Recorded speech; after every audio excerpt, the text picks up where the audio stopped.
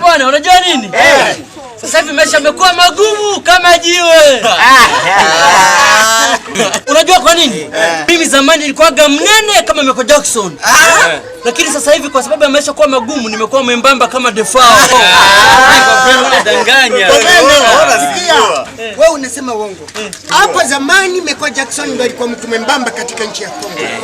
Nasikia. Alafu Defao ndio alikuwa bonga la baba. Wewe ndio kweli. Kwa hiyo zamani mimi nilikuwa mnene kama Defao, sasa hivi nimembamba kama Michael Jackson. Sasa Kupelo. Kila mtu ana shida zake. Hivi wewe mnapenda nikuulize, uliowaka wala uliolewaka? Ni habari hiyo sasa? Toa majibu ya kwako.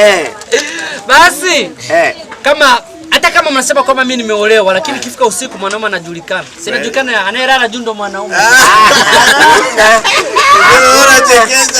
Ile mateso yako ni siri yako. Mateso yako. Inamaanisha nyumbani kwako unateseka. Ile hata mwanaume ataolewa hata siku moja usiku kabeba mimba. Kwa hiyo itajulikana nikaolewa. Na hivyo. Maisha yamekuwa magumu sana. Weko bele kwa fani ni hapa. Kichwa chako iko sawa?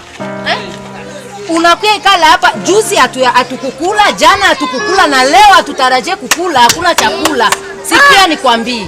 Nimepata bwana kunioa. Mimi nakia kutupia watoto wako hapa. Wewe ulikuwa unanizala hapo kila saa mzima mimi naenda kwetu. Bakia na watoto wako na mzigo wako ndio. Inshallah. Sheri.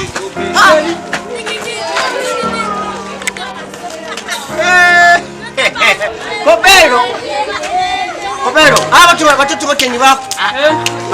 Watoto wote ni wako. Ni wangu, tulikuwa tunazaa kila samedi. Kopelo, sasa wewe ndio umetimiza andiko ya tujaze dunia. Jaza.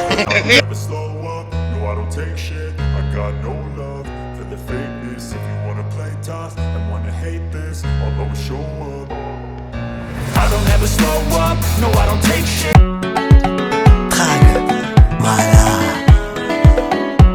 Mr. Dynamique. Tuma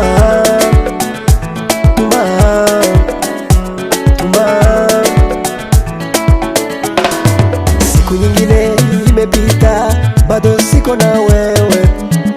Ninayempenda moyoni mwangu nina kidonda, huzuni imeniteka, furaha yangu haiko tena. Wewe ndiye ulinifundisha mapenzi na ukaniahidi kuniacha uwezi.